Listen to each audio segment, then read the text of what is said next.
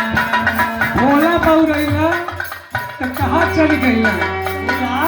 भोला पौरैला बनारस निकालिला भोला पौरैला बनारस निकालिला भोला भोला पौरैला बनारस निकालिला भोला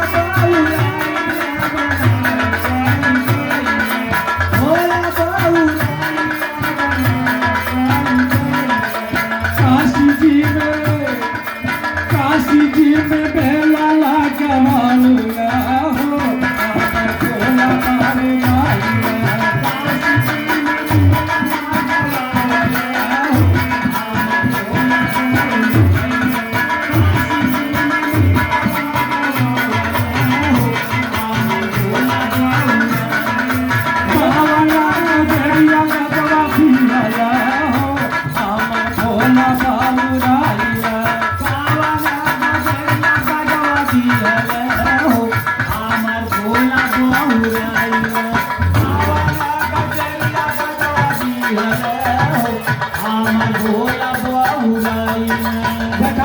भोला पौरैला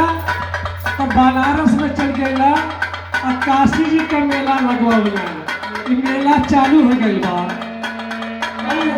भोला कहाँ गईला